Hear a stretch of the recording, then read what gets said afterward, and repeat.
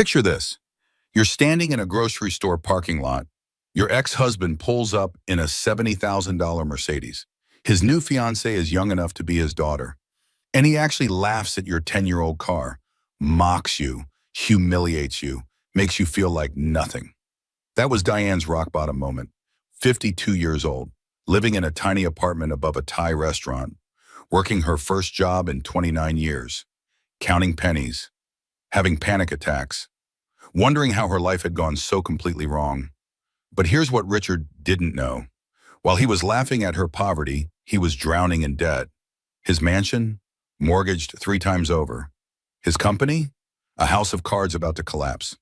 His wealth, a performance, a lie, a disaster waiting to happen. And Diane, she was about to do something absolutely brilliant, something that would flip the script entirely, something that would turn his cruelty into her greatest victory. Because sometimes the woman you underestimate is the most dangerous one in the room. And sometimes revenge isn't about destruction, it's about reclamation. This is the story of how Diane went from mocked ex-wife to mansion owner, how she turned humiliation into power, how she stopped being small and started being unstoppable. Stay with me, because what happens next will make you believe in second chances, in justice, and in the power of a woman who finally stops apologizing for existing. This is her story, and trust me, you don't want to miss a single moment. The screech of tires on asphalt cut through the afternoon air. Jesus Christ, Diane, you're still driving that piece of junk? Diane Hartwell froze. Her hand gripped the grocery cart handle so tightly her knuckles turned white.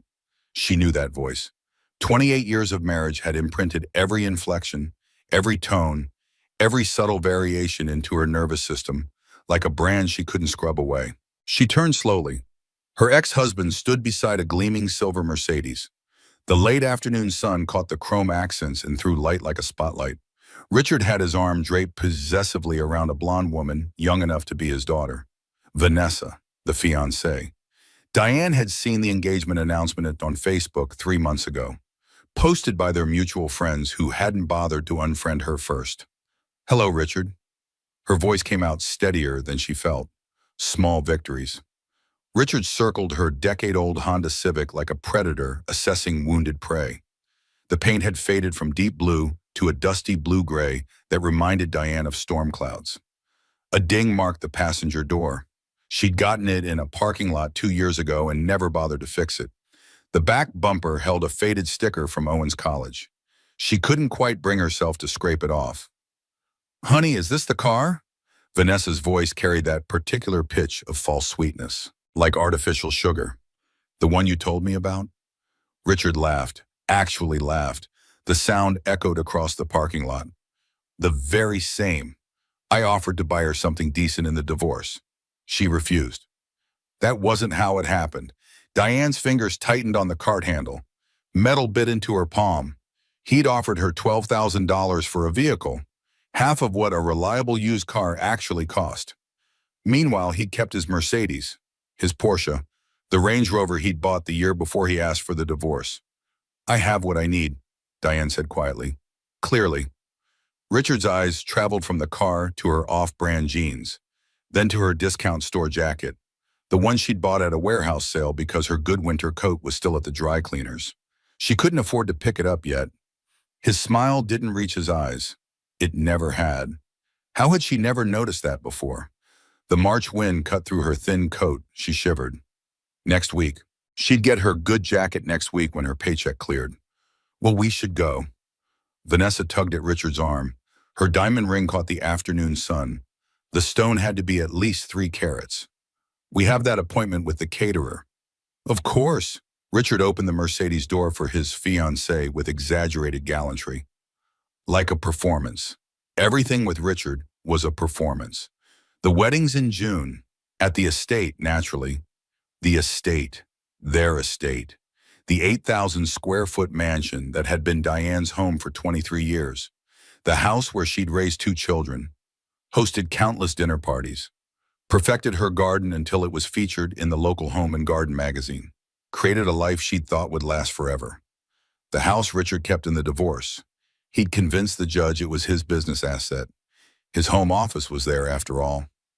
Never mind that Diane had managed every detail of that house for over 2 decades. Scheduled the repairs, coordinated the landscaping, managed the housekeeper and the pool service, and the endless maintenance that a property like that demanded. Enjoy it, Diane heard herself say. Richard paused, halfway into his car. What was that? I said enjoy it, the house, the wedding, all of it. Something flickered across his face. Confusion, maybe, or surprise that she'd spoken at all. For most of their marriage, Diane had perfected the art of saying nothing, of smiling and nodding and making herself smaller so Richard could feel bigger. Oh, we will. He slid into the driver's seat. The leather made a soft sound. Try not to let that car break down on you. I'd hate to have to come rescue you. The Mercedes pulled away. Its engine purred, a sound of expensive German engineering and wealth and everything Diane used to have. The exhaust left a faint cloud that dispersed slowly in the cold air. Diane stood in the parking lot, one hand still on her grocery cart, watching her former life drive away in a $70,000 vehicle. She tried to remember if she had enough gas to make it home. The gauge had been sitting just above empty for 2 days. Her phone buzzed. A text from her best friend, Trish. Coffee tomorrow? My treat. Diane typed back quickly. I'll bring the bagels. She couldn't afford coffee shop prices anymore. But she'd be damned if she'd admit it, even to Trish. Especially to Trish. Her friend had a good job, a stable marriage, a life that hadn't imploded. The parking lot began to empty around her. People heading home to their families, their comfortable houses, their lives that made sense. The sun was setting earlier now. Soon it would be dark. She still had to drive across town to her apartment, the one-bedroom place above the Thai restaurant, the one that made her clothes smell like curry and fish sauce no matter how often she washed them. She loaded her groceries into the trunk. Store-brand everything. Generic cereal, off-brand coffee, the cheapest pasta on the shelf. She'd become an expert at calculating unit prices in her head, stretching dollars until they screamed. Her phone buzzed again. This time it was Bethany. Mom, can you send me money for textbooks? Dad said to ask you. Of course he did. Richard made 4 times what Diane earned at her new job. Her first job in 29 years. But somehow their daughter's textbooks were Diane's responsibility. Somehow everything had become Diane's responsibility, except the things that actually mattered. She sat in her car, took 3 deep breaths. The air was cold. Her breath fogged the windows. She locked the door, then locked it again. Her hands were shaking. 28 years of marriage. 2 children. Countless dinner parties where she'd smiled and played the perfect hostess, where she'd laughed at Richard's jokes, charmed his clients, made him look good. She'd managed his household, raised his children, maintained his image, built his empire from the shadows while he stood in the spotlight. And now she lived in a 1-bedroom apartment that smelled like pad thai, drove a car held together by prayer and duct tape, got mocked in grocery store parking lots by the man who'd promised to love her until death. The engine sputtered. Once, twice, 3 times. Please, she whispered. Not today. The Honda started. It always did. Eventually stubborn and reliable, like her, like she used to be, before Richard, before the divorce, before her entire life collapsed into a single room above a restaurant. Diane pulled out of the parking lot. The check engine light glowed softly on her dashboard, a warning she couldn't afford to heed. She'd looked up the diagnostic code online, something about the oxygen sensor. The repair would cost $300. She didn't have $300. She drove home through rush hour traffic, past the nice neighborhoods, past the houses with 2-car garages and manicured lawns, past the life she used to live. Her apartment building was sandwiched between the Thai restaurant and a laundromat. The stairs to her unit were on the outside of the building, metal and rust. They clanged when she climbed them, announced her presence to anyone within earshot. She unlocked her door. The apartment was dark. She hadn't left any lights on. Electricity cost money. Every penny mattered now. Every decision was calculated against her dwindling bank account. Diane set her groceries on the small kitchen counter, unpacked the generic cereal, the off-brand coffee, the discounted produce from the clearance bin. Her refrigerator hummed loudly. The noise kept her awake some nights, but the landlord said it worked fine. No repairs needed. She sat on her second-hand couch, the one she'd bought at a yard sale for $50. It smelled faintly of cigarettes and someone else's life. She pulled out her phone, stared at Bethany's text message. Dad said to ask you. Of course he did. Of course Richard would take their daughter to Giovanni's, would order the expensive wine, would play the generous father, and then tell Bethany to ask her mother for textbook money. Diane opened her banking app. $412. Payday was Friday. Rent was due Tuesday. She had exactly enough to cover rent and utilities. Nothing left over. Nothing for textbooks. Nothing for emergencies. Nothing for the check engine light that glowed like a prophecy in her car. She typed a response. I'll send what I can. Then deleted it. Tried again. Ask your father. He can afford it. Deleted that too. Finally settled on, I'll transfer something Monday. She'd eat ramen for a week. She'd skip lunch at work. She'd figure it out. That's what mothers did, what ex-wives did, what women did. They figured it out. They made it work. They sacrificed. And men like Richard went to Giovanni's. Diane set her phone down, looked around her apartment. The walls were thin. She could hear her neighbors. The couple next door arguing. The television from upstairs. The endless bass from the bar 2 blocks over. This was her life now. This was what 52 looked like after 28 years of marriage to a man who traded her in for a newer model the second their youngest left for college. She stood, walked to her bedroom, pulled out the photo album she'd rescued from the divorce. Richard hadn't wanted them. Why would he? They were evidence of a life he'd already rewritten in his mind, but Diane couldn't throw them away. Not yet. Maybe not ever. They were proof that she'd once mattered, that she'd once had a life that extended beyond these 4 walls and the smell of curry. She opened the first album, their wedding day. She'd been 24, fresh out of college. Sure, she'd found her person. Richard in his tuxedo, her in the dress she'd sewn herself. They couldn't afford the ones in bridal shops. His parents had been horrified. Eleanor had actually cried. My son marrying a girl who makes her own wedding dress. Diane had learned to embroider Eleanor's criticism into her skin, learned to smile through it, learned to prove herself worthy through perfection, through being the perfect wife, the perfect mother, the perfect hostess. And it had never been enough. She closed the album, slid it back under her bed, out of sight. She'd look at them again next month, maybe. Or maybe she'd finally be strong enough to throw them away. Her phone buzzed. A text from Owen. Hey, Mom, Dad says you're upset about running into him. He's worried about you. Diane stared at the message, read it 3 times, felt something cold and hard settle in her chest. Richard was worried about her. Richard, who'd left her with minimal alimony, who'd kept the house and the investments in most of their mutual friends, who'd just publicly humiliated her in a parking lot. That Richard was worried. The audacity was breathtaking. She didn't respond. What could she say? That she was fine? That would be a lie. That she was falling apart? That would make her children worry. That their father was a manipulative bastard who'd weaponized their concern? That would force them to choose sides. Diane set her phone face down on her nightstand, lay down on her bed, stared at the ceiling, counted the water stains. 7 stains that the landlord had promised to fix. 7 stains that marked the boundaries of her new life. Tomorrow she'd go to work. She'd smile at Gerald. She'd balance his spreadsheets. She'd pretend everything was fine.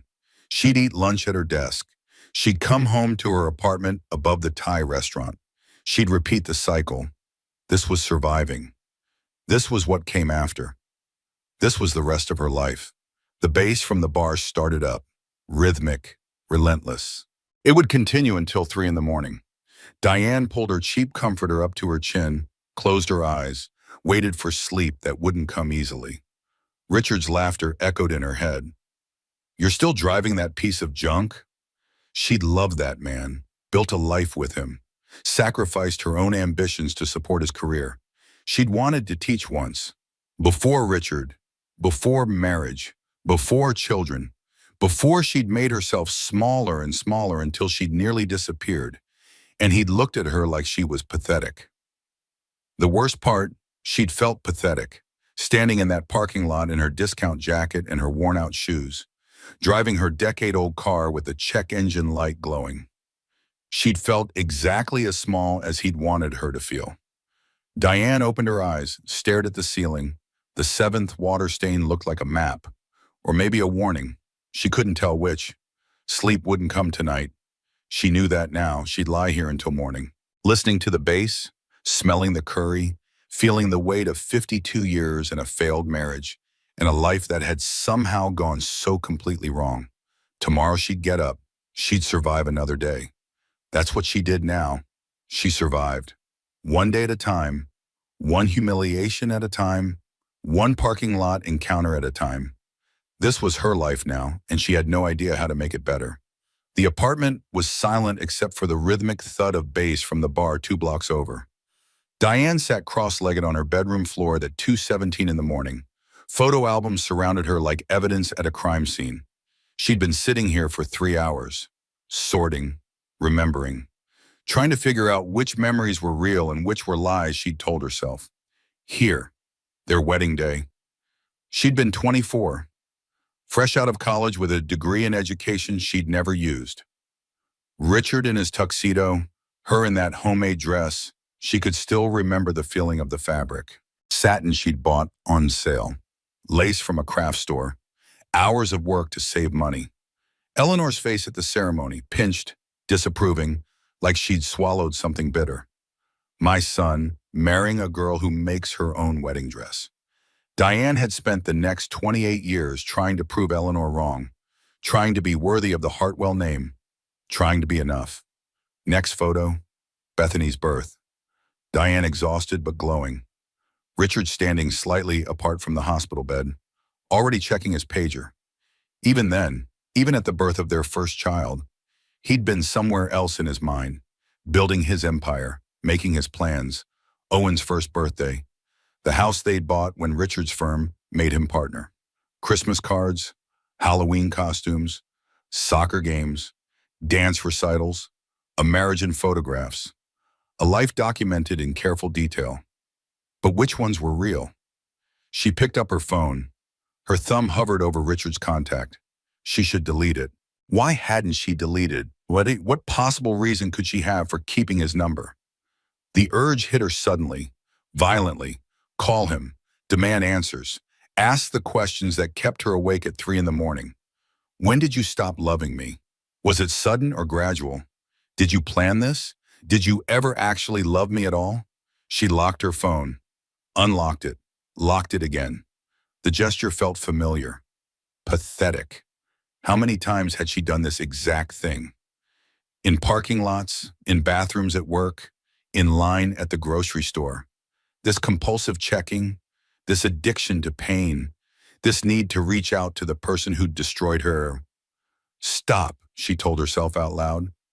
Her voice sounded strange in the empty apartment, hollow. When had she started talking to herself? When had that become normal? When had she become the kind of person who sat on bedroom floors at 2 in the morning, having conversations with no one? A car alarm went off somewhere outside, shrill, insistent. Someone's problem, someone's emergency. The Thai restaurant's exhaust fan kicked on below her. The smell of fish sauce drifted up through the vents, through the walls, into her lungs. This was her life now. This was what 52 looked like. 28 years of marriage to a man who'd traded her in the second their youngest left for college. No, that wasn't fair. Richard had probably been planning his exit for years, probably had contingency plans, escape routes. He was good at that, good at planning, good at strategy, good at making sure he came out on top. The photos mocked her from the floor. Every smile suddenly suspicious. Every family vacation possibly hiding an affair. Had there been others before Vanessa? Of course there had been. She just hadn't wanted to see it, hadn't wanted to admit that her perfect life was a carefully constructed lie. Her phone buzzed. A text from Owen. Hey, Mom. Dad says you're upset about running into him. He's worried about you. Diane stared at this message.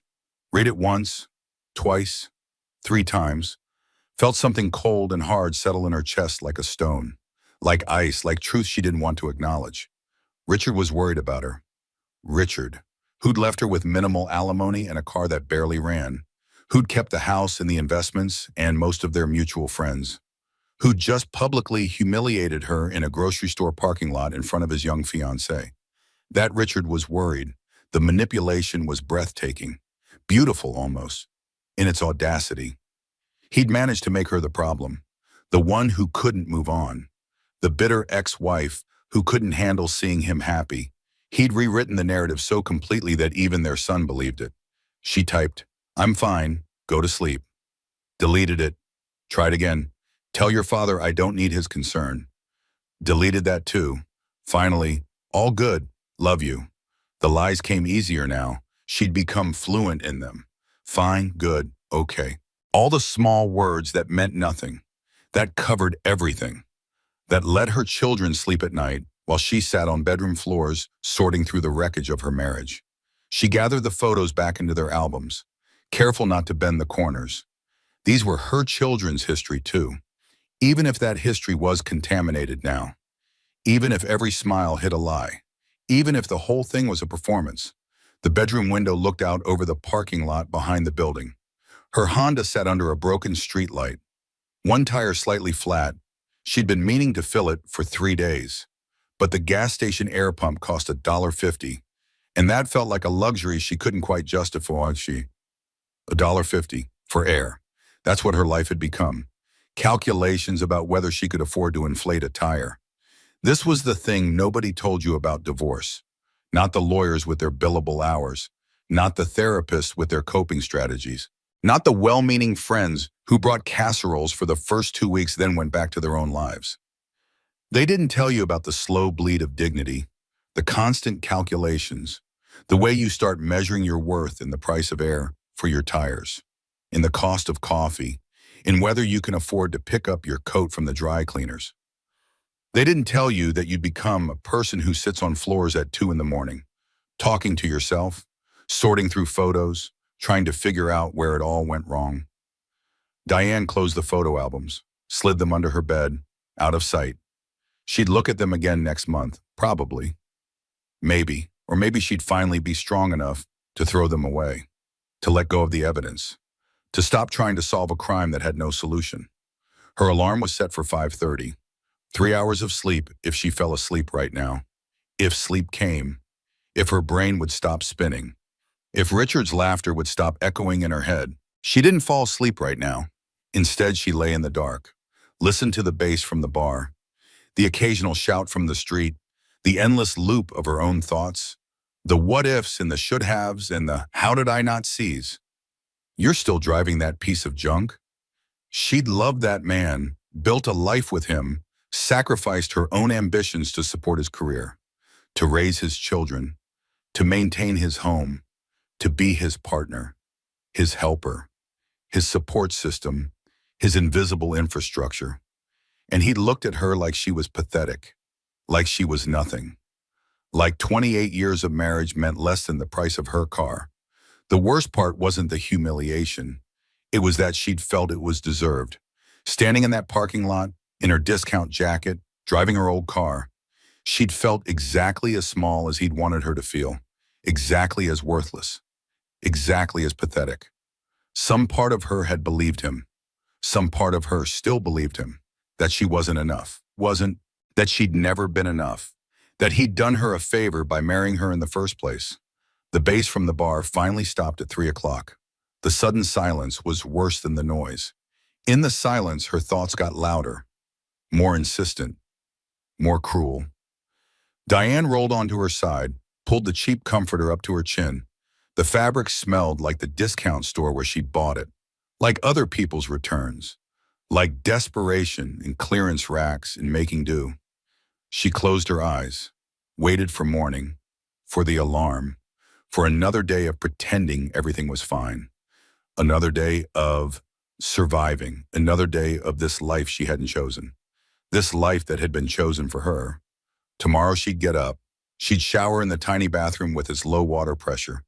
She'd drink the off-brand coffee. She'd drive her old car to her new job. She'd smile at Gerald. She'd balance spreadsheets. She'd come home. She'd repeat the cycle. This was it.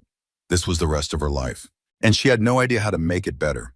No idea how to become something more than a woman who sat on the floors at 3 in the morning, sorting through photos, talking to herself, measuring her worth in the price of air. The water stain on the ceiling looked different in the dark, less like a map, more like a stain, just a stain. Nothing meaningful, nothing significant, just damage that no one would fix.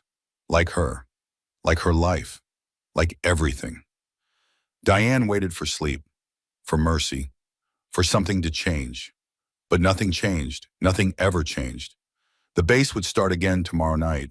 The curry smell would persist. The water stains would remain. Her car would keep running on prayer. Her bank account would stay empty. Her children would worry. Richard would laugh, and she would survive. Because that's what she did. That's all she did now. Survive. One day, 1 hour, 1 moment at a time. In her apartment above the Thai restaurant, with her photos under the bed, with her dignity measured in dollars and cents, with her future looking exactly like her present. Forever and ever and ever. Trish was already seated when Diane arrived at the coffee shop. 2 large cups steamed on the table between them. The morning light filtered through the windows, made everything look softer than it was. You said I was buying, Diane protested. She slid into the booth. The vinyl was cracked, patched with duct tape. I lied. Sit down, drink. Trish pushed one of the cups toward her.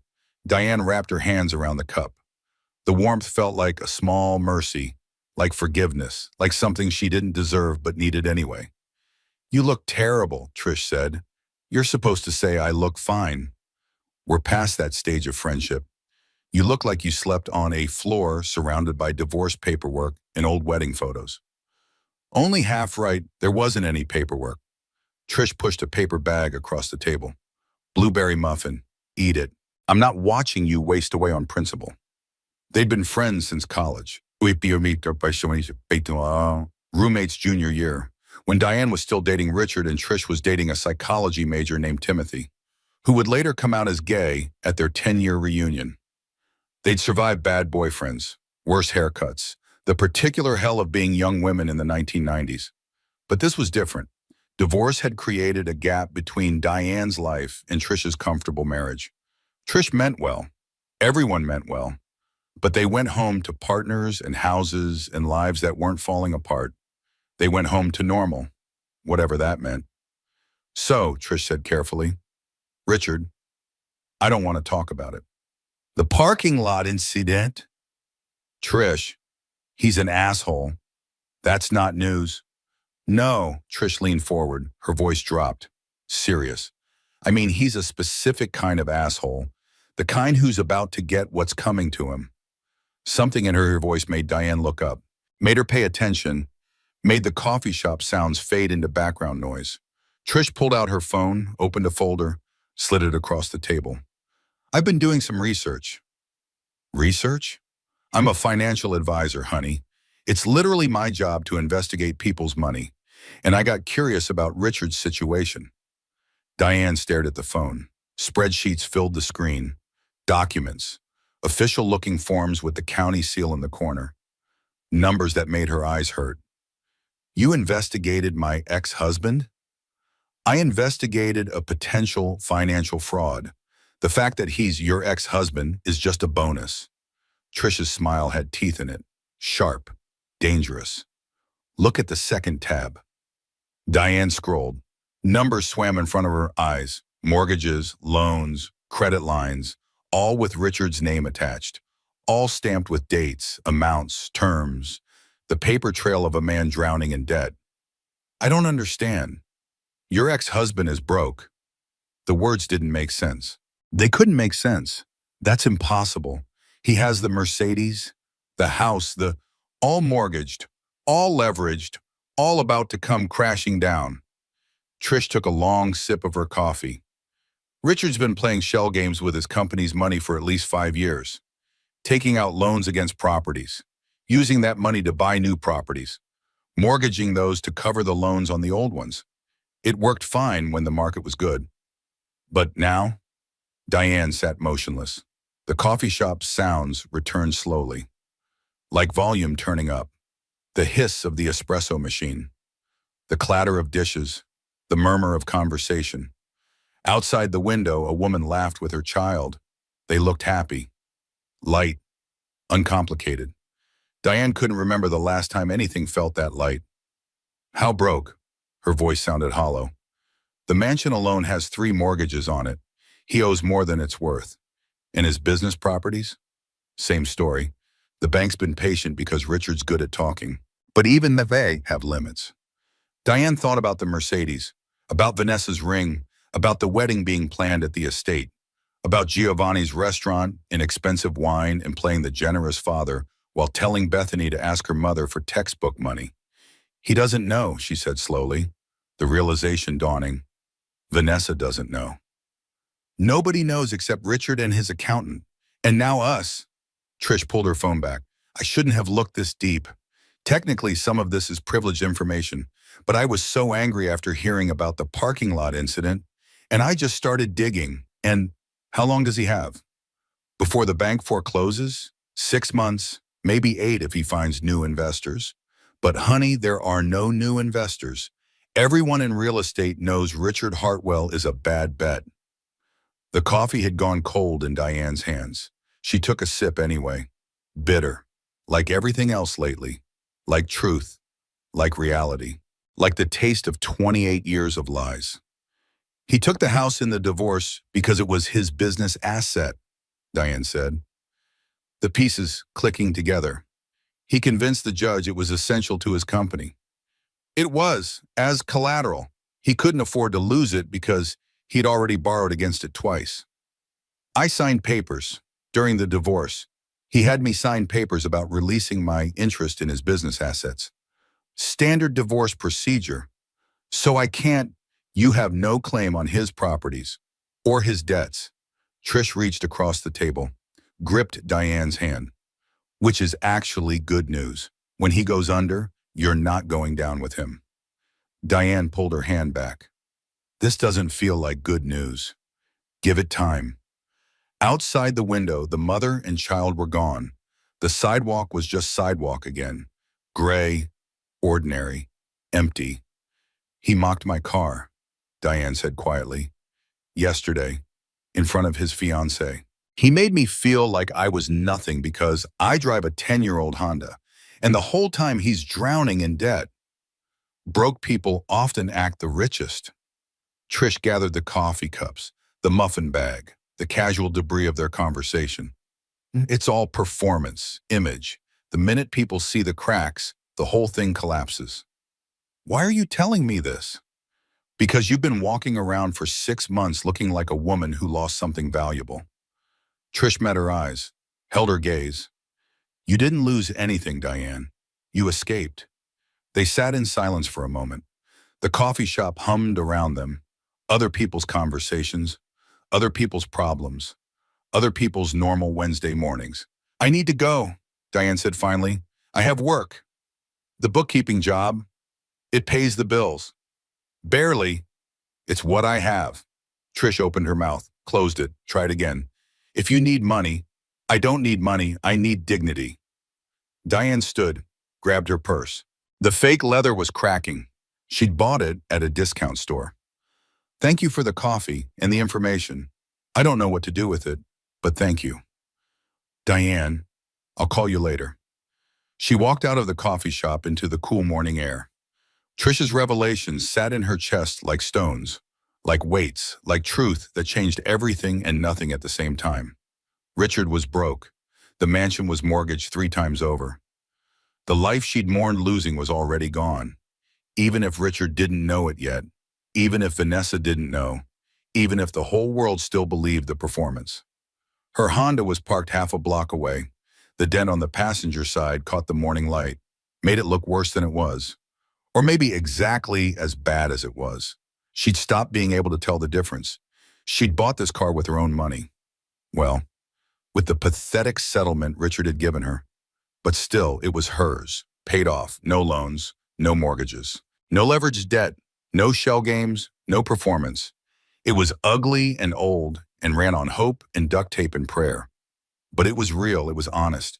It was exactly what it appeared to be. Unlike Richard, unlike their marriage, unlike everything she'd built her life on. Diane got in her car, started the engine. It caught on the first try, a small miracle. She sat for a moment, hands on the steering wheel, staring at nothing. I'm not crazy. Those late-night work calls were exactly what I thought they were. The validation whisper came unbidden, unwanted, but true. She'd known. Some part of her had always known. She'd just been too invested in the lie to admit it, too committed to making it work, too afraid of what it would mean if she acknowledged the truth. Her phone buzzed. Gerald, her boss. Everything okay? You're usually here by now. On my way, sorry. She pulled out of the parking spot, drove to work through morning traffic, past the nice neighborhoods with their two-car garages, past the houses with manicured lawns, past the life she used to live, the life that had been a performance, a lie, a house of cards waiting to fall. Richard's house of cards, not hers. She was free of it now, whether she'd wanted to be or not. The thought should have felt liberating, but it just felt empty, like everything else, like the space between what was and what might have been, like the gap between the life she'd thought she had and the life she actually lived. Diane parked in the lot behind Palmer and Associates, sat in her car for a moment. The building looked the same as always, perpetually under renovation, perpetually not quite finished, like her life, like everything. She got out, locked the door, walked to her job, to her desk by the window, to her work, to the thing that kept her afloat, to the life she'd built from the wreckage of her marriage. And somewhere in the back of her mind, a seed planted itself. Small, barely noticeable, but there. Richard was broke. The mansion would go to foreclosure, and when it did, someone would buy it at auction. Someone would own her former home, her garden, her life. Why not her? Why not Diane? The thought was absurd. She could barely afford groceries. She wasn't buying mansions at auction. She wasn't rescuing anything. She was just surviving. One day at a time, one paycheck at a time, one moment at a time. But still, the seed was there, planted, waiting, growing.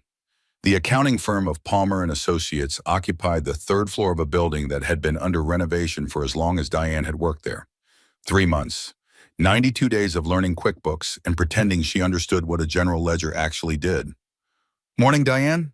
Gerald Palmer looked up from his desk as she entered, 60-something, bow tie, reading glasses perpetually sliding down his nose. He'd hired her despite her complete lack of experience. You raised 2 children and managed a household, he'd said in the interview. That's more complex than most businesses I work with. Morning, Mr. Palmer. Gerald, we've been through this. They had been through this every morning for 3 months. Diane couldn't break the habit of formality. It felt like a shield, like protection, like something between her and the world that could keep her safe. Her desk was in the corner, near the window that overlooked the parking lot. Not much of a view, but it beat staring at the water-stained wall near Gerald's office. She booted up her computer, pulled out her list of tasks, tried to focus, but Trish's words kept circling back, like birds, like vultures, like truth she couldn't escape. Richard's broke. The mansion is mortgaged to the ceiling. He's drowning. How was she supposed to work, and her entire understanding of the last 6 months had just shifted? When everything she'd believed about the divorce had been revealed as another layer of lies. Diane, Gerald was standing by her desk. You all right? You've been staring at that screen for 10 minutes. I'm fine, sorry, just tired. Well, when you're done being tired, I need you to look at the Morrison account. Something's not balancing. Of course. He lingered, concerned. You know, if you're having trouble with the work, I'm not. I'll figure it out. There's no shame in asking for help. That's what we do here. We help each other. Diane nodded, not trusting her voice, not trusting herself, not trusting anything anymore. Gerald returned to his office. Diane forced herself to focus on the Morrison account. Numbers, invoices, receipts. The tedious, meticulous work of making everything add up, of finding the mistakes, of balancing the books. She'd always been good with numbers. In another life, before Richard, before marriage, before children, she'd considered accounting as a career path, but then love happened. And marriage, and babies, and the years disappeared into carpools and PTA meetings and maintaining Richard's image. 28 years of unpaid labor. That's what Trish had called it once. You were his executive editor, personal chef, social coordinator, property manager, and childcare provider. If he'd had to pay someone to do all that, he couldn't have afforded his lifestyle. The Morrison account finally balanced at 11:30. Diane saved the file, stood up. Her legs were stiff. She'd been sitting for 3 hours straight. She headed to the bathroom. The sink was dirty, toothpaste splatters, water spots, someone's mess that no one had cleaned. Without thinking, she wet a paper towel, started cleaning, scrubbing at the spots, making it better, making it right, making it. She stopped, stared at herself in the mirror. This wasn't her bathroom. This wasn't her mess. She didn't work here as a janitor. She was a bookkeeper, an employee, a professional. This wasn't her job. This wasn't her responsibility.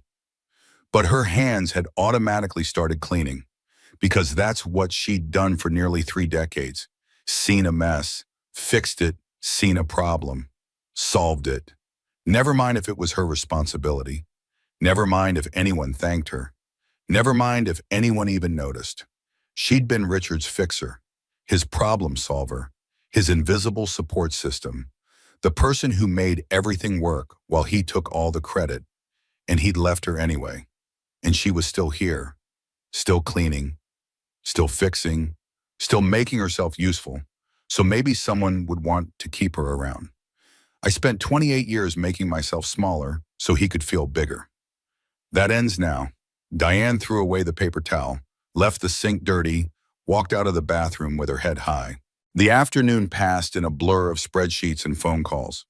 At 4:15, Gerald called her into his office. Close the door. She did, her stomach tightened. Was she being fired? Had she made some catastrophic error? Was this it? Was she losing the one thing that kept her afloat? Sit down, Diane. She sat, perched on the edge of the chair, ready to run, ready to beg, ready to do whatever it took. Gerald removed his glasses, cleaned them with his tie, put them back on. The ritual seemed to take forever. I'm going to say something, and I need you to actually hear me. Okay. You're good at this job, better than good. You're meticulous, careful. You catch errors before they become problems. In 3 months, you become invaluable to this office. Diane felt tears prick her eyes. Thank you. Don't thank me. I'm not being nice, I'm being accurate.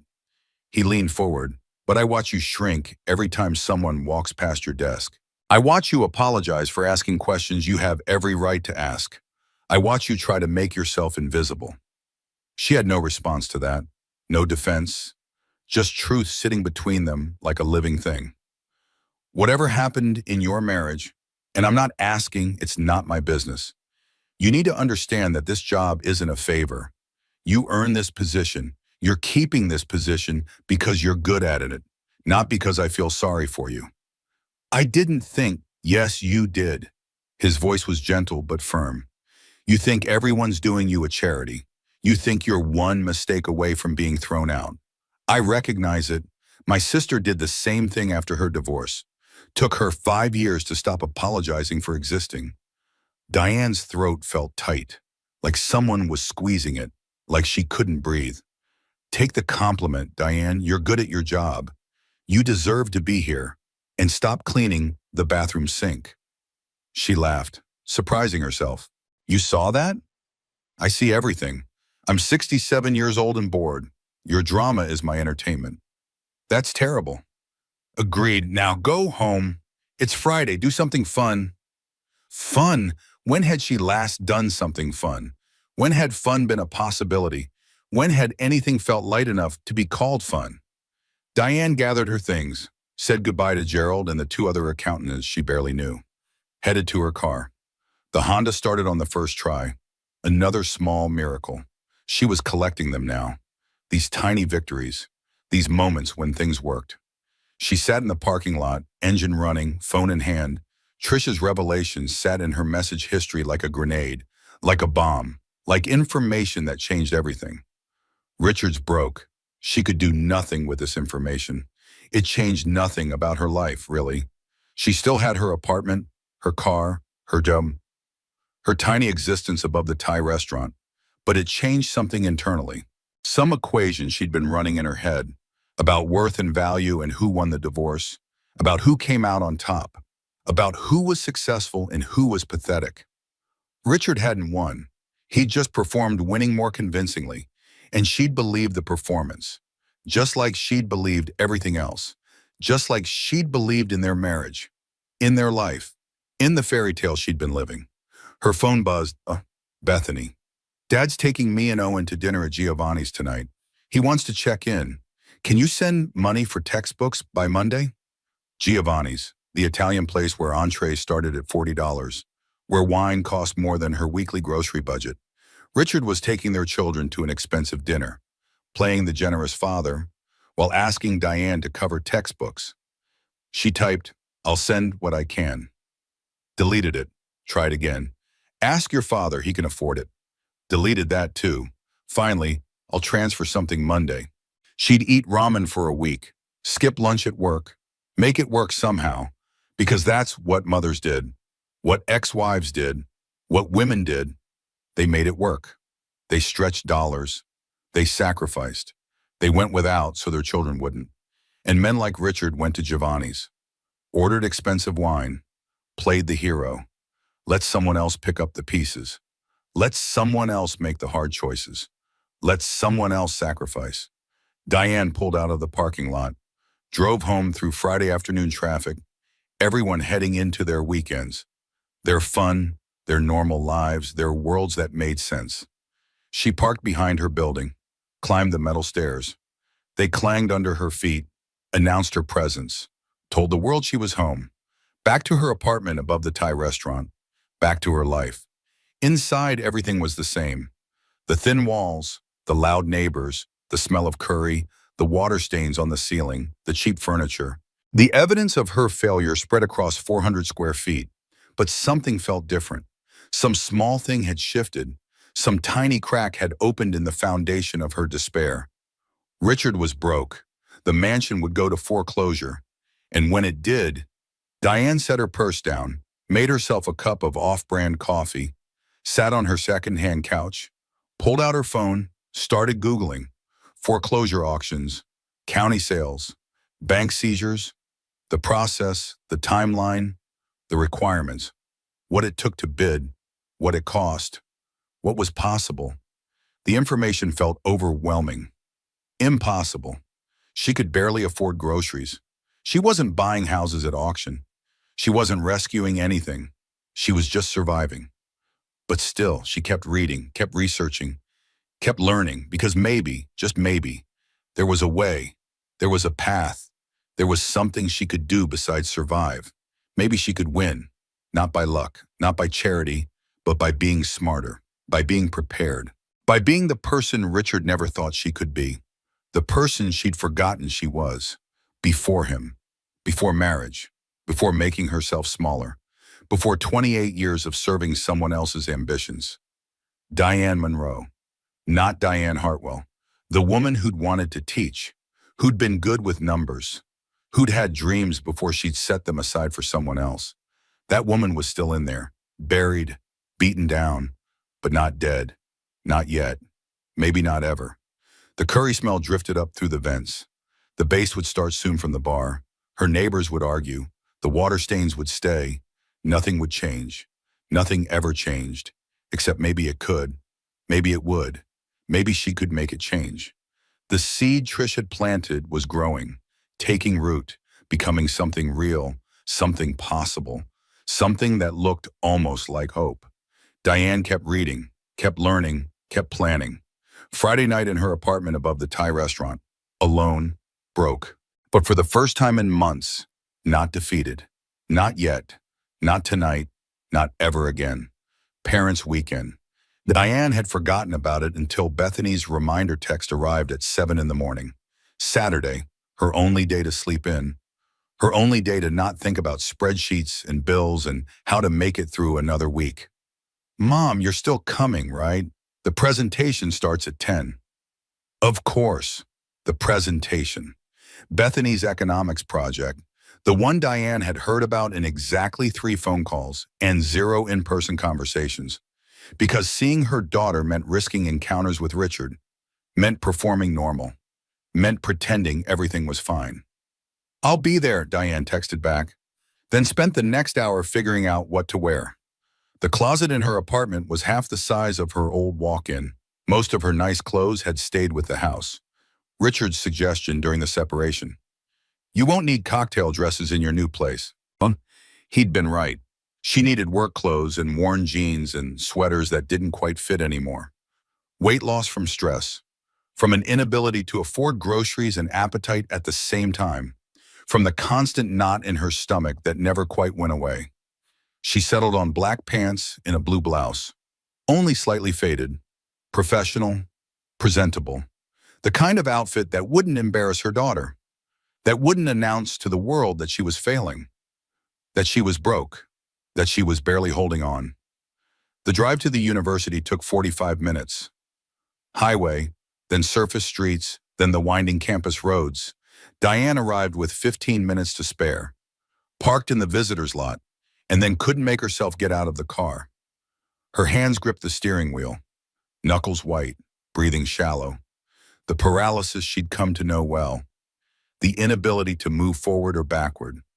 The frozen state of existing without living. This was Bethany's school. Diane had helped her daughter fill out applications, agonized over essays, celebrated the acceptance letter. But she'd only visited campus twice, once for orientation, once for move-in day, both times before the divorce was finalized, before everything fell apart, before this became her life.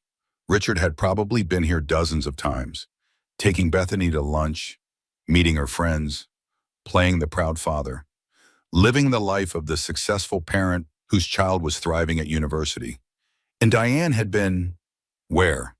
Working, surviving, trying to figure out how to exist as a single woman after 28 years of being someone's wife, after 28 years of defining herself through someone else. A knock on her window made her jump, heart racing, panic rising. Owen stood outside her car, concern creasing his forehead. When had he gotten so tall? When had he become a man? Mom, you okay? She rolled down the window. Fine, just checking my phone. You've been sitting here for 10 minutes. I watched you pull in. Had it been 10 minutes? Time did strange things lately. Stretched and compressed without warning. Disappeared in moments. Dragged on for hours, refused to behave the way it should. I'm coming, just needed a minute. Owen opened her door. Bethany's nervous. She'll feel better when you're there. They walked toward the economics building together. Her son matching his pace to hers. Protective, careful. When had he started looking at her with that particular blend of worry and protectiveness? That used to be her job. Looking after him, protecting him, keeping him safe. Dad's already inside, Owen said carefully. With Vanessa. Of course. Of course Richard had brought his fiancée to their daughter's presentation. Of course he was introducing Vanessa to Bethany's world. Staking his claim, building his new family. Moving on while Diane sat paralyzed in parking lots. That's fine. Mom, it's fine, Owen. I'm fine. Stop asking if I'm fine. They entered the building. The economics department had set up rows of chairs facing a small stage. Students milled around, chatting with parents, adjusting presentation boards. The buzz of normal families doing normal things. And there, front row center, sat Richard and Vanessa. Richard's arm was draped casually across the back of Vanessa's chair. Possessive, claiming. She was laughing at something on her phone. Her blonde hair caught the fluorescent light, made her look young, fresh, uncomplicated. They looked like an advertisement for successful middle age. Attractive, affluent, unburdened. Diane took a seat 3 rows back. On the aisle, escape route, just in case. Owen hesitated, torn between his parents, then sat beside her. You don't have to. I'm sitting here, Mom. Bethany appeared from backstage, saw Diane, her face lit up, pure, uncomplicated happiness. That expression made the entire drive worth it, made the paralysis worth it, made everything worth it. But then Bethany saw the seating arrangement, saw her mother alone in the third row, while her father and his fiancée occupied prime position. Her smile faltered, dimmed, became something else. It's okay, Diane mouthed. Bethany didn't look convinced. The presentation started. 6 students, each analyzing different economic theories. Bethany spoke about market corrections, about bubbles and crashes, about the danger of over-leveraging assets, about what happens when debt exceeds value, when reality crashes into fantasy. Diane listened with new understanding, with Trisha's revelation echoing in her head. Richard's company is a house of cards. Was this coincidence? Or had Bethany chosen this topic because she'd seen something, noticed something, had questions she didn't want to ask directly? The presentation ended to polite applause. Parents swarmed the stage, proud, beaming, congratulating. Richard got there first, of course, pulled Bethany into a hug, said something that made her laugh. Vanessa stood slightly apart, checking her phone again, always checking her phone. Never quite present, never quite engaged. Diane waited, held back. Let Richard have his moment. She was good at that, holding back, waiting her turn, making herself smaller so others could be bigger. That was really good, Owen said beside her. Beth's presentation. She's always been smart. She gets that from you. She gets a lot of things from me, including the ability to spot financial irresponsibility. Apparently. Finally, Richard and Vanessa stepped away. Diane approached her daughter. Mom! Bethany hugged her tight, fierce, like she meant it. You made it. Of course I made it. I wasn't sure with the drive and everything. Bethany, I wouldn't miss this. Her daughter pulled back, searched her face. You look tired. I'm fine. You're always fine. Well, I am. They stood in the awkward space of things unsaid. Divorce had created new distance between Diane and her children. Not their fault. They were trying to love both parents in a situation where loyalty felt zero-sum, where choosing one meant rejecting the other, where normal family dynamics had become a minefield. Your presentation was excellent, Diane said. The part about market bubbles, that was really insightful. Something flickered across Bethany's face. Recognition. Or maybe fear, or maybe knowledge she wished she didn't have. Yeah, it's interesting how people think they're rich right up until they're not. Very interesting. Dad's taking us to lunch at that new place downtown. You should come. Oh, I don't think, please, Mom, it would mean a lot. How could she say no? How could she explain that watching Richard play happy family with his young fiancée would break something inside her that was barely holding together? That she couldn't afford to eat at expensive restaurants? That she'd have to sit there calculating every bite against her bank balance? Of course, Diane heard herself say. I'd love to. The lies came easier now. The restaurant was the kind of place that didn't have prices on the menu. Diane knew this trick. It meant expensive. It meant you were supposed to not care about money. Because caring about money was gauche, was common, was something that separated the haves from the have-nots. She'd been to dozens of restaurants like this during her marriage, had learned to order the second cheapest entree. So she didn't look cheap, but didn't look extravagant either. Had mastered the art of fitting in with people who'd never worried about a light bill, who'd never calculated the cost of air for their tires. Now she sat at a table with her ex-husband, his fiancée, their 2 adult children, and calculated the cost of every item that arrived. Appetizers, $70. Wine, $45 per glass. Richard ordered a bottle, $180. Entrees, $38 to $65 each. Her checking account currently held $412. Payday was Friday. Rent was due Tuesday. She had exactly enough to cover rent and utilities. Nothing left over. Nothing for this lunch. Nothing for emergencies. Nothing for the check engine light still glowing in her car. Mom, try this. Bethany pushed a plate toward her. It's amazing. Diane took a small bite of something involving truffle oil and microgreens. Ingredients she couldn't pronounce. Preparations she didn't understand.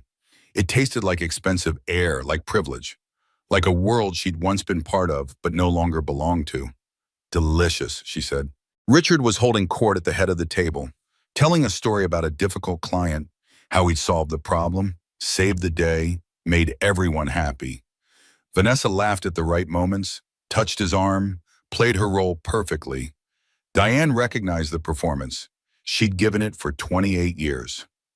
So, Diane, oh, Vanessa said suddenly, Bethany tells me you're working now? That must be such an adjustment. The words were innocent. The tone was not.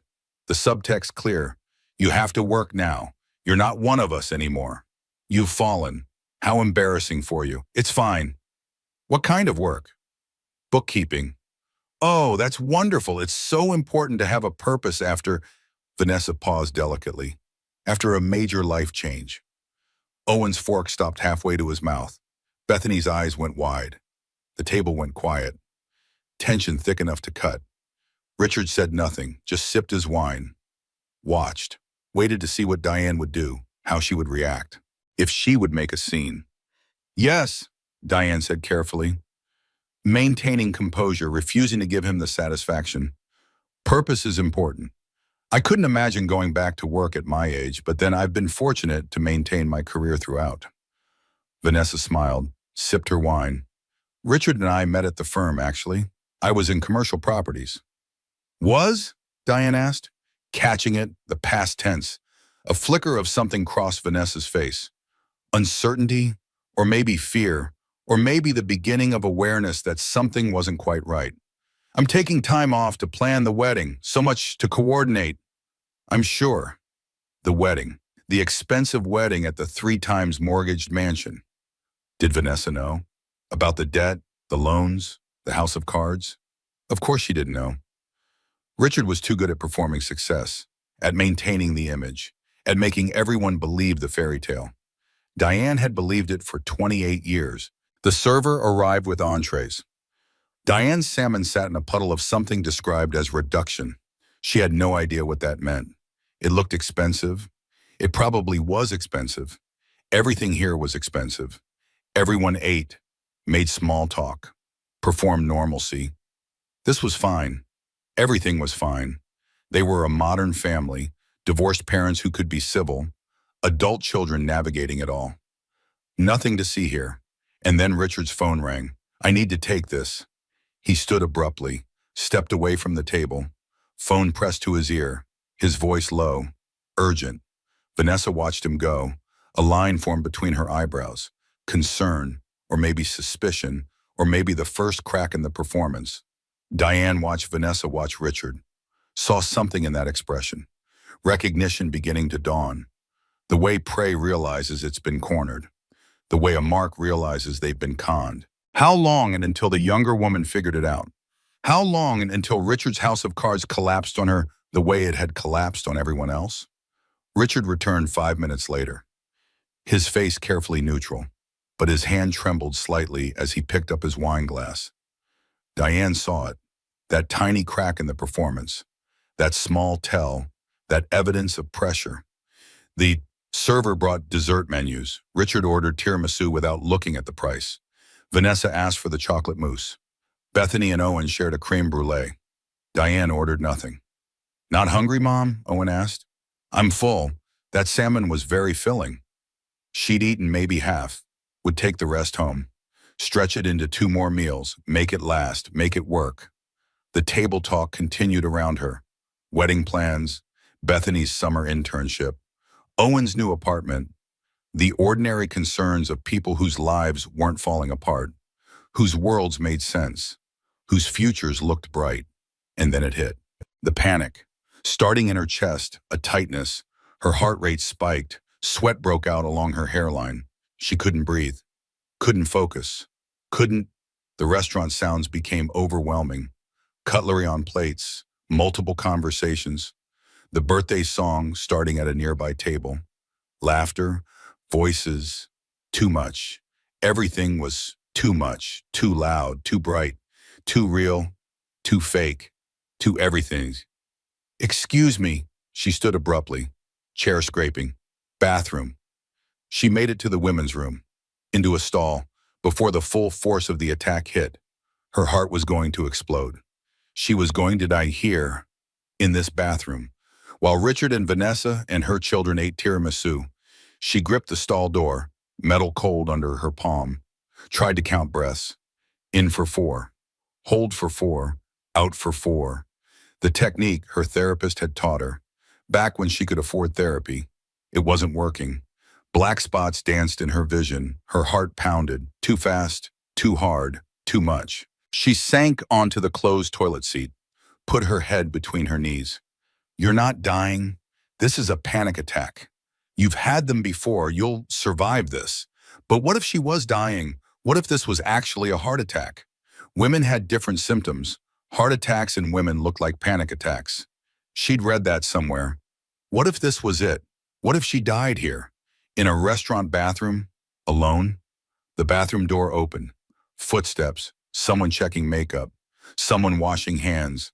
Someone living a normal life while Diane fell apart in a stall. Mom?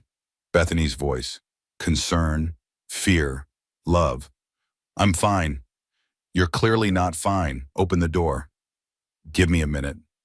Mom, please. Diane unlocked the stall. Her daughter stood in the bathroom's harsh fluorescent light, concern etched across her face. When had Bethany become the adult? When had Diane become the child who needed care? You're having a panic attack.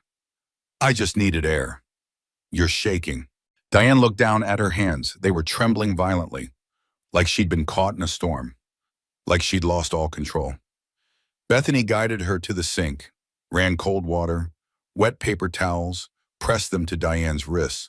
Cool, grounding, real. Breathe with me. In, out, in, out. They breathed together. Mother and daughter, roles reversed, everything upside down. Slowly the panic receded. The vice around her chest loosened, her heart rate dropping back toward normal. When did these start? Bethany asked quietly. About 6 months ago. The divorce. Everything. The divorce, the movie, the job, all of it. Mom, I'm fine. Stop saying that. Bethany's voice cracked, raw, angry, scared. You're not fine. You're having panic attacks in restaurant bathrooms. You're working yourself to death at a job you hate to afford an apartment that makes you miserable. You're fine? Diane had no answer, no defense. Just truth sitting between them like a living thing. Dad's an asshole, Bethany said. He's always been an asshole, but you're killing yourself trying to prove you're okay without him. I am okay without him. Then why are you falling apart? The question hung in the bathroom air, fluorescent lights humming, water dripping, time stretching. No answer, no explanation, just the question. Why are you falling apart? I don't know, Diane whispered. I don't know how to do this. I don't know who I am without being his wife. I spent 28 years being Mrs. Hartwell, and now I'm just nothing. You're my mother. That's not enough. It's enough for me. They stood in silence, Diane leaning against the sink, Bethany's hand on her shoulder. Two women connected by blood and love and shared trauma. By divorce they didn't choose. By a man who'd failed them both. Come back to the table, Bethany said finally. We'll get through dessert, and then you can leave. Okay? Okay. They returned to find Richard paying the bill. $340 with tip. He didn't even blink, didn't hesitate, just handed over his credit card, performed generosity, played the role of successful father. While Diane calculated the cost of therapy she couldn't afford, medication she'd stopped taking, the panic attacks that were stealing her life one bathroom stall at a time. Everyone ready? Richard asked. They filed out of the restaurant into the afternoon sun, light that felt too bright, air that felt too thin, world that felt too real. In the parking lot, Richard pulled Diane aside while the others walked ahead. I'm worried about you, he said. Don't be. Vanessa mentioned you looked unwell. I'm fine. If you need help, I don't need your help, Richard. I need you to leave me alone. His eyes widened slightly. Shock. She'd never spoken to him like that. Not in 28 years of marriage. Not in 6 months of divorce. Never. You're trying to feel better about yourself. You want to be the good guy who checked on his struggling ex-wife. But you don't actually care. If you cared, you wouldn't have mocked my car in a parking lot. That was cruel. It was cruel and calculated and exactly who you've always been. I was just too invested in the fairy tale to see it. She walked away before he could respond, before he could perform concern, before he could make himself the victim, before any of it. Her Honda sat at the far end of the lot, alone, ugly, reliable, honest. She got in, started the engine. It caught, always did. She drove home. Richard's expression of shocked confusion fueling something new inside one, not quite anger yet, but getting there, getting close, getting ready. Diane spent Sunday morning at the public library, a beautiful old building with high ceilings and good Wi-Fi. No judgment about people who came in just to use the computers, who couldn't afford internet at home, who needed resources they couldn't access any other way. She'd become a regular. The librarians who knew her by sight now, nodded when she walked in, showed her to her preferred computer terminal by the window. Today she had research to do. Trisha's revelation had opened a door. Richard was drowning financially. But what did that actually mean? How bad was it?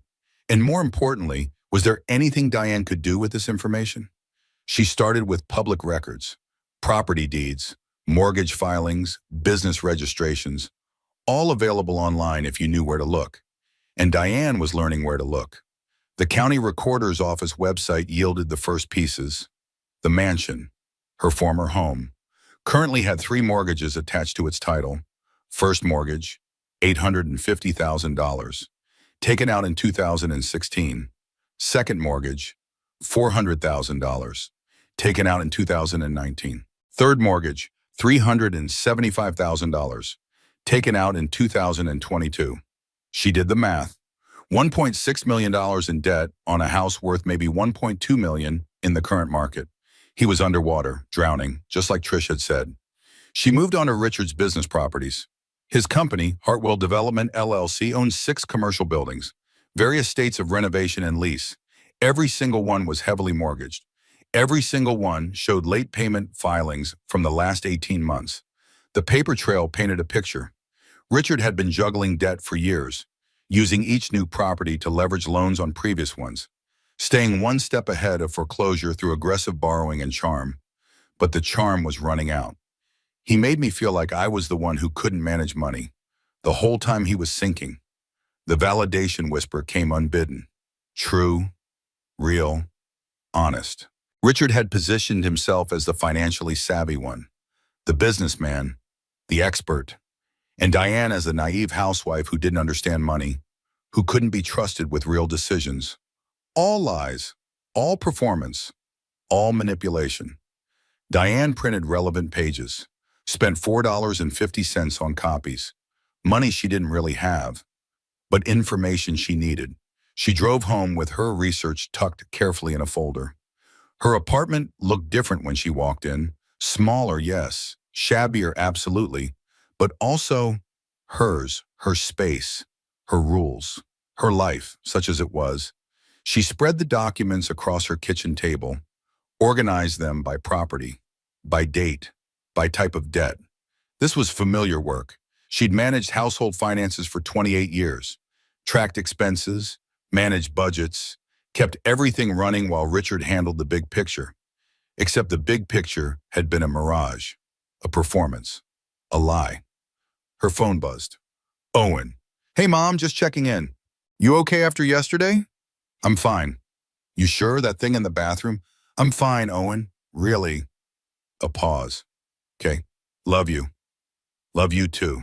She hung up and returned to her research. The question wasn't just how broke Richard was. The question was what happened next. Foreclosure on the mansion would happen when? She Googled the typical timeline. After 90 days of missed payments, the bank could begin proceedings. After 180 days, they could force a sale.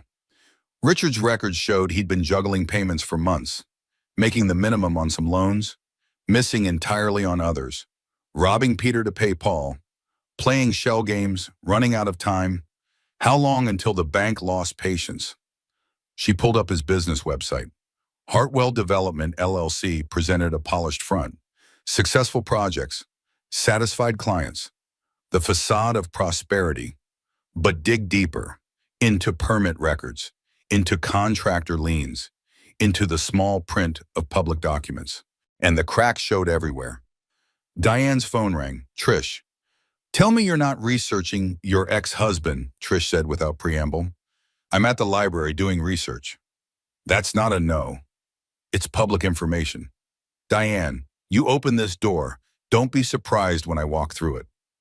Silence on the other end. Then, what did you find? Everything you told me and more. He's not just broke, he's catastrophically broke. The mansion alone is underwater by at least $400,000. So? So I'm trying to understand what happens when it all comes crashing down. Why? Good question. Why did she care? Richard had made his choices. His financial disaster wasn't her problem. She'd been released from his debts in the divorce.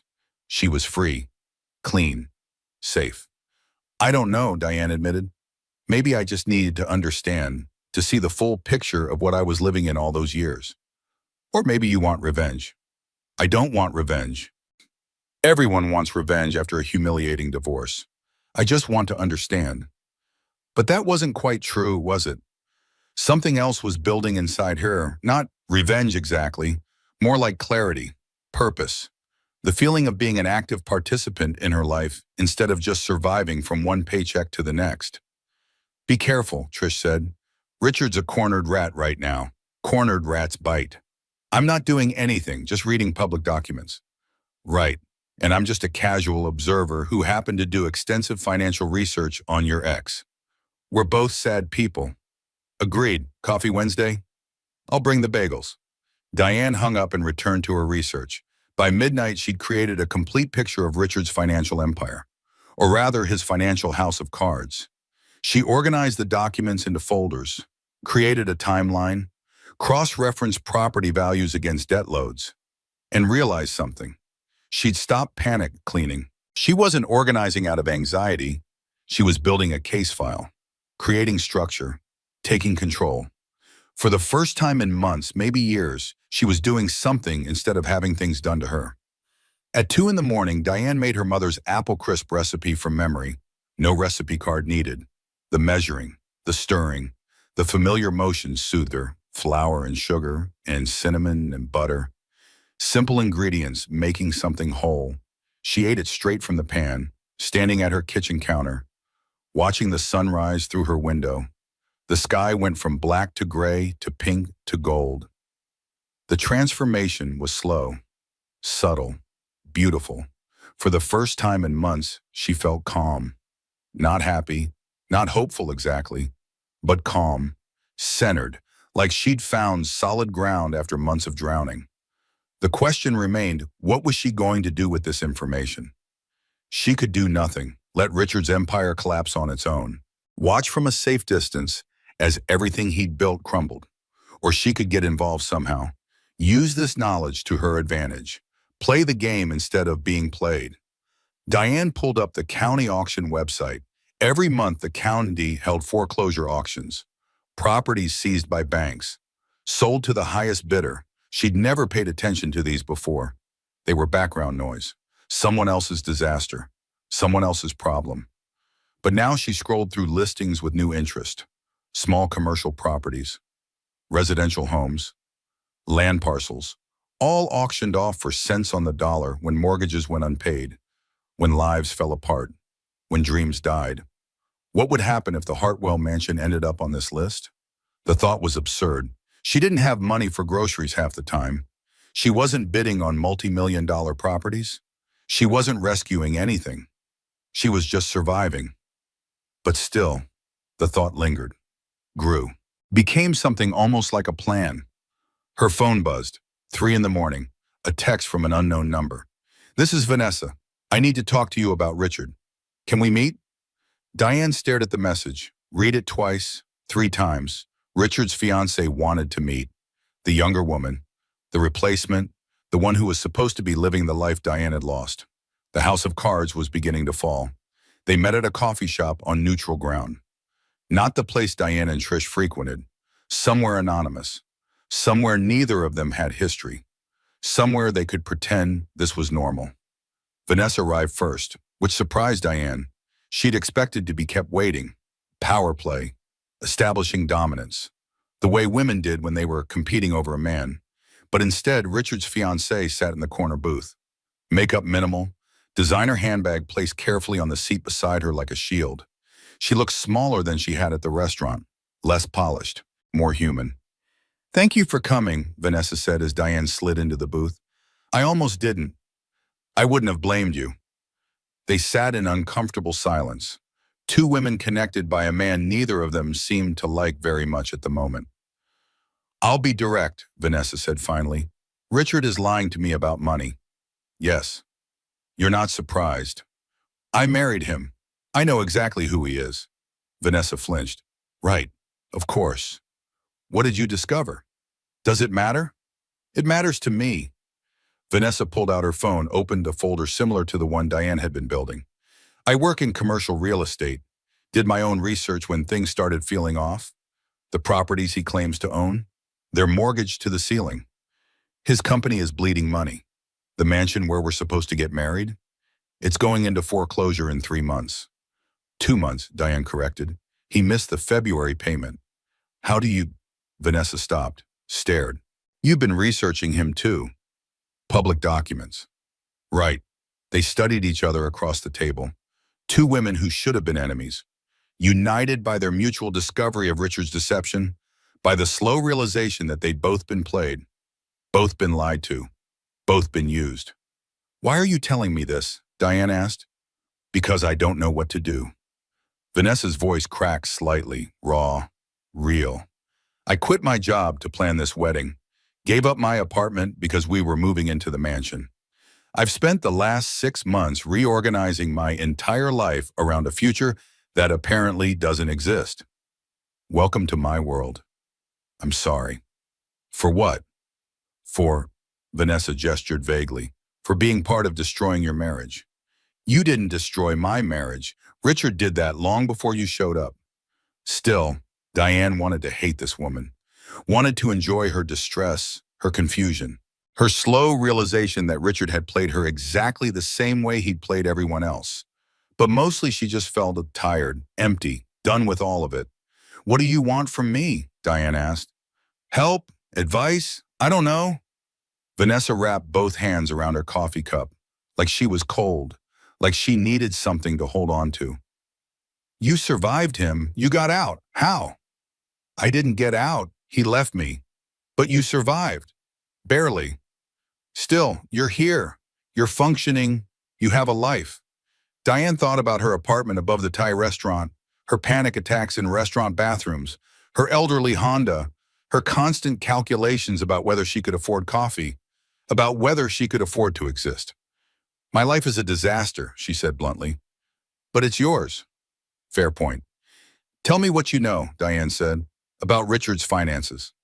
Vanessa opened her phone, and they spent the next 40 minutes comparing research. Vanessa had access to some documents Diane didn't. Business records, partnership agreements, investor communications. Diane had the historical context Vanessa lacked, how long this had been going on, which problems predated the divorce, which patterns repeated. Together, they built a complete picture. Richard's company was 3 months from total collapse.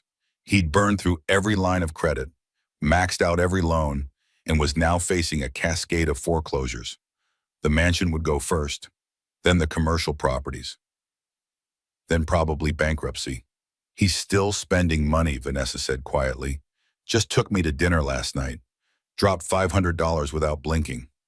Performing success. It's his survival mechanism." "How long until it all crashes?" "June, maybe July. The wedding is scheduled for June." "I know," Vanessa laughed bitterly. "I've already spent $15,000 on deposits, non-refundable. I'm going to lose everything." "Join the club." They sat in shared misery. Two women who trusted the same man. Two women who'd believed the same lies. Two women starting over whether they wanted to or not. "There's something else," Vanessa said. I found emails. Richard's been communicating with investors overseas, promising returns on properties he doesn't actually own. That's fraud. Yes. Have you told anyone? Not yet. I wanted to talk to you first. Why? Because you know him. You know how he thinks, and because, Vanessa paused, because we're on the same side now, whether we want to be or not. Diane had never imagined she'd be sitting in a coffee shop, strategizing with her ex-husband's mistress-turned-fiancé, but here they were, allies, partners, united against a common enemy. I've been Googling you, Vanessa admitted suddenly, for months, since before I knew about the divorce. Richard showed me a photo once, and I kept looking you up, reading about you, trying to understand who you were. Well, Diane stared at her. I did the same thing. Googled you, obsessively, every photo, every social media post, trying to figure out what you had that I didn't. They looked at each other. Both women had been researching each other, both trapped in Richard's web, both trying to understand their place in his story. We're not crazy, Vanessa said softly. We're not stupid. We're women who trusted a man who weaponized our trust. The validation whisper hit different coming from someone else, from the woman who was supposed to be the enemy, from the person who was supposed to make Diane feel worse about herself. The foreclosure auction, Diane said slowly, for the mansion. When it happens, the property will sell for a fraction of its actual value. Okay? Who has access to Richard's business accounts? I do. He added me as an authorized user last month, said it was for wedding expenses. Can you see how much is left? Vanessa checked her phone. 23,000 and change. That's it? That's it, Diane's mind raced. The mansion will probably go for 700,000. Maybe 800 at auction. Banks want to recoup their losses fast. So that's still way more than I have. Me too. They sat in silence. The coffee shop hummed around them. Other people's conversations, other people's normal mornings, other people's lives that made sense. Unless, Diane said slowly, we pooled resources. What? You have 23,000 in accessible accounts. I have, she did quick mental math. I could scrape together maybe 30,000 if I cashed out my retirement. That's 53,000. That's nowhere near enough for an auction bid. No, but it's enough for a down payment if we can secure financing. Vanessa stared at her. You want to buy Richard's house?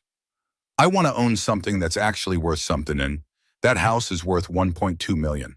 If it goes at auction for 800,000 and we can get a mortgage for 750, we'd need 50,000 down. We'd be business partners. Technically, yes.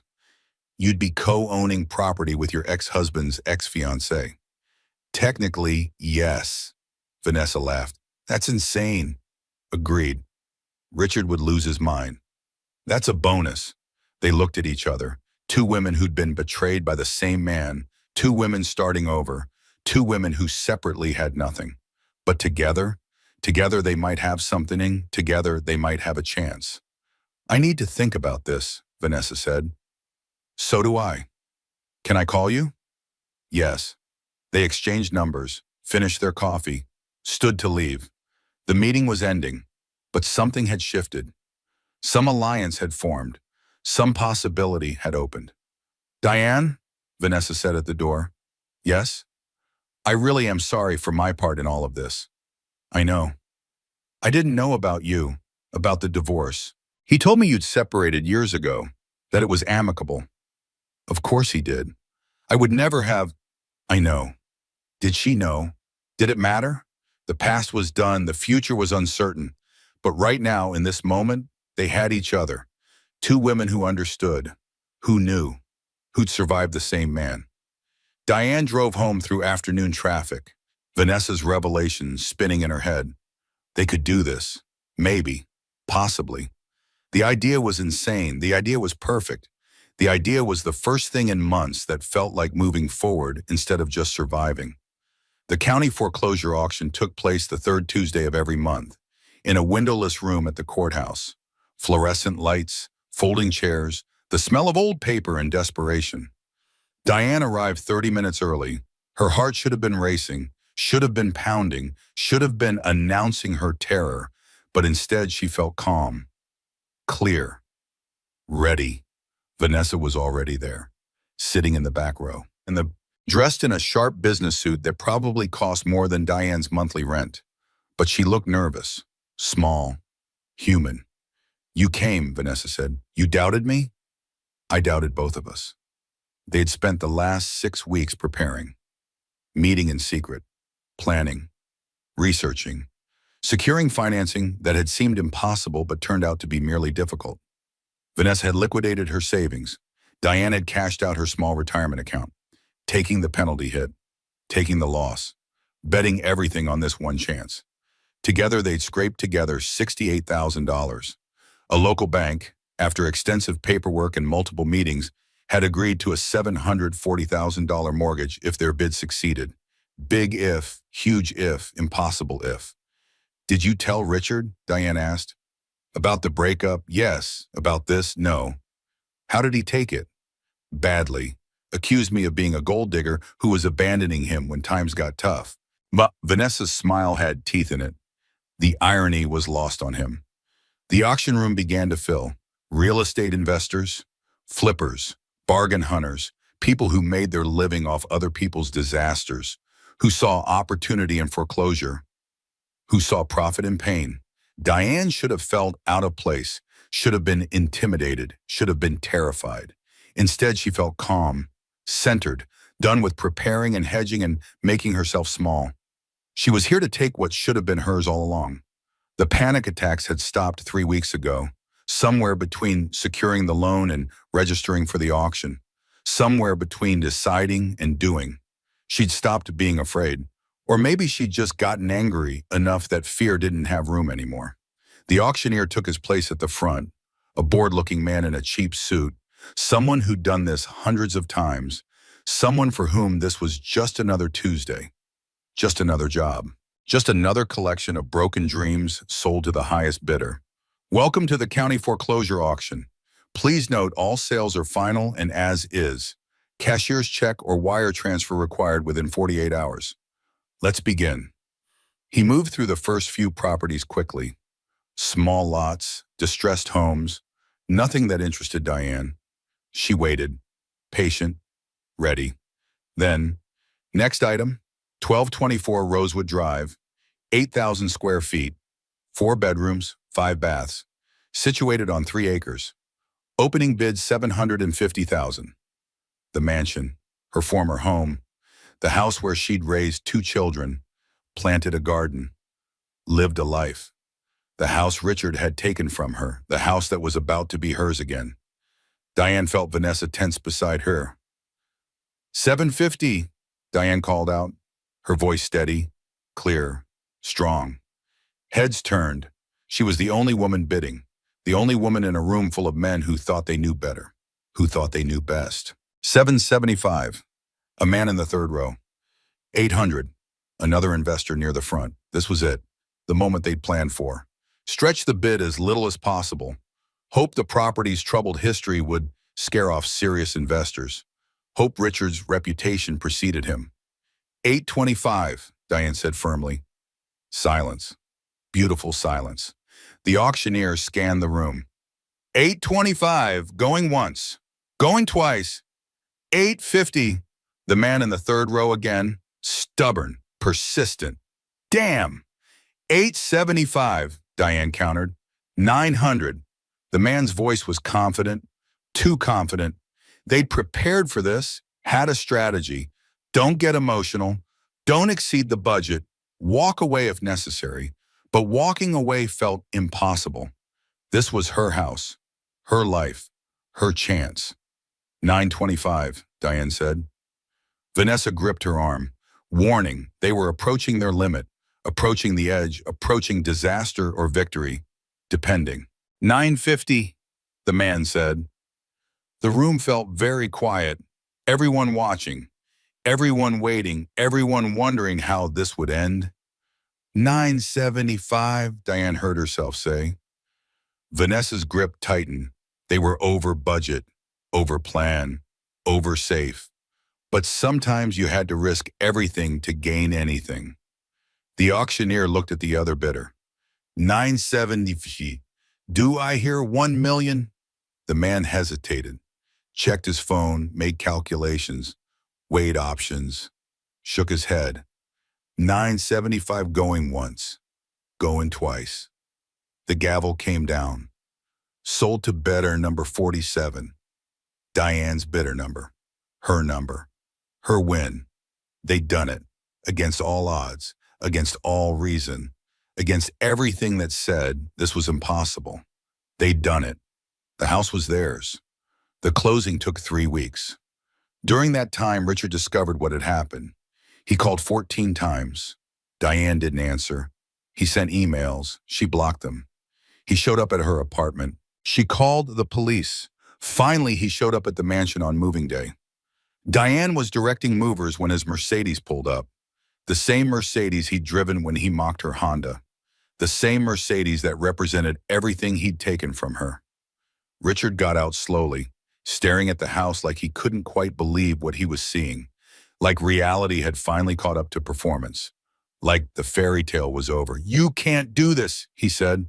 "I already did. This is my house.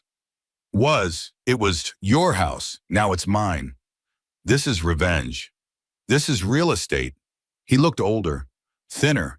The confident swagger had evaporated, leaving behind a middle-aged man who'd lost his power base, who'd lost his image, who'd lost everything. "Diane, please. We can work something out. I'll buy it back. Give me 6 months. No! I'll make you a fair offer. Tuo! God damn it, this was my home. It was my home for 23 years. Her voice didn't rise, didn't need to. I planted every tree in that garden. I chose every paint color. I raised our children inside those walls. You took it from me in the divorce because you could, because the judge believed your bullshit about business assets.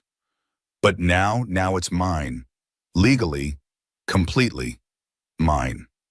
You did this to hurt me. I did this because it was an excellent investment." She checked her phone. Calm, professional, done with his drama. "The property appraised at 1.3 million. We bought it for 975. That's 325,000 in equity, split between myself and Vanessa." "Vanessa?" His face went pale, actually pale. "Your partner's with Vanessa?" "Yes." "My Vanessa?" "Your ex-fiancée. She's co-owner." Richard actually stumbled, grabbed the Mercedes for support, the performance finally cracking, the mask finally falling, the truth finally visible.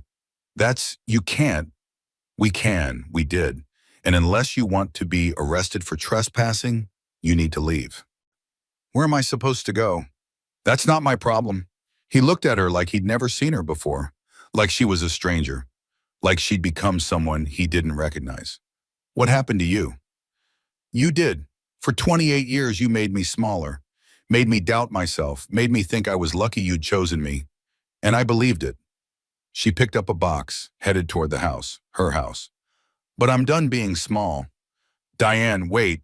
She turned at the door. One last look, one final word. "Richard, don't contact me again. Any necessary communication goes through lawyers. And if you ever mock someone's car in a parking lot again, remember that they might be researching foreclosure auctions." She walked inside her house and closed the door. On Richard. On her past. On 28 years of making herself smaller. Done. Finished. Over. Diane stood alone in the empty mansion for 10 minutes. Walked through each room slowly. The kitchen, where she'd made thousands of meals. The living room where they'd celebrated holidays. The bedrooms where her children had grown up. Every space held memories. Some good, some bad, all hers. She reached the master bedroom, opened every window, let fresh air sweep through, out with the old, in with the new, out with Richard, in with possibility. 3 months later, the mansion had been transformed. Diane and Vanessa had converted it into a boutique bed and breakfast. 6 guest rooms, professionally managed, profitable, successful, real. Diane lived in the renovated carriage house on the property, small but perfect, hers. completely hers. No one to answer to, no one to make smaller, no one to perform for. Vanessa had taken a consulting position with a competing real estate firm. Visited the property monthly to review financials and plan improvements. They weren't friends exactly, but they were partners, allies, two women who turned their mutual disaster into something functional and even beautiful. Diane's phone rang. Bethany, Mom, Owen and I want to visit this weekend. Can we stay at the B&B? Your rooms are already reserved. Family discount. How's it going, really? Really, it's good. Strange, but good. Dad's been calling me. I know. He says you stole his house. I bought his house at a legal auction. There's a difference. I told him that. He didn't want to hear it. Your father rarely wants to hear things that contradict his narrative. A pause. Mom, I'm proud of you. Diane felt tears prick her eyes. Good tears. Happy tears. Tears that meant something other than pain. Thank you, sweetie. Owen is too. We both are. You took something terrible and made it beautiful. After they hung up, Diane walked outside to check on the garden. The roses she'd planted 20 years ago were blooming.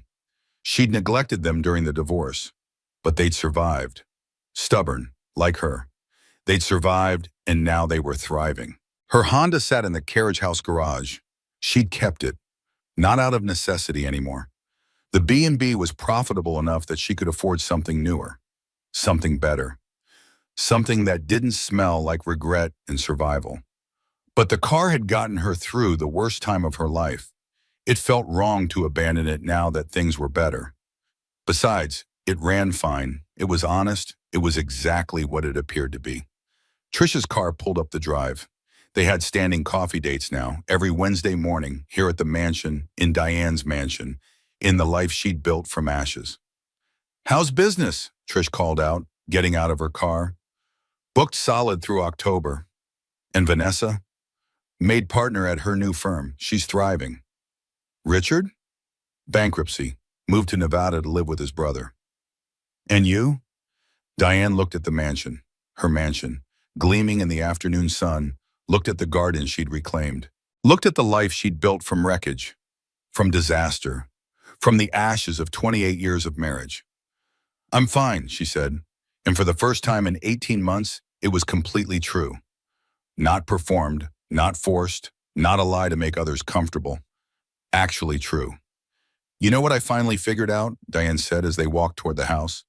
Richard didn't take my life from me. I gave it to him. Piece by piece, decision by decision. I made myself smaller so he could feel bigger. And now? Now I understand that my life was never his to take. It was always mine. I just forgot that for a while. Heavy wisdom for a Wednesday.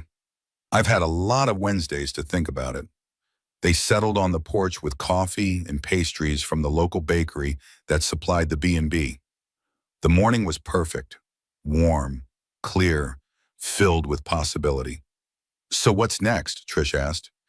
You've conquered the evil ex-husband, reclaimed your house, built a successful business. What does Diane Monroe do for an encore?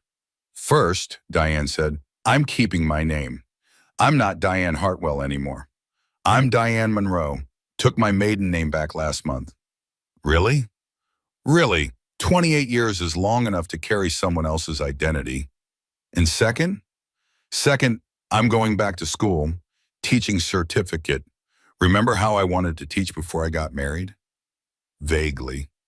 Well, I'm 52 years old. If I start now, I can have 10, maybe 15 good years in a classroom. That's not nothing. Trish raised her coffee cup. To Diane Monroe, who drove an ugly car, lived in a shitty apartment, survived a devastating divorce, and came out the other side owning the mansion of her dreams. Our dreams. Vanessa co-owns it. Fine. To Diane Monroe and her unlikely business partner, may all ex-wives be this successful. They clinked cups. The sound rang out. Clear, perfect, true. A car pulled into the driveway. The first guests of the day, arriving for check-in, arriving for their stay in the mansion, in Diane's mansion, in the life she'd built. Diane stood, smoothed her shirt, walked down to greet them with a genuine smile.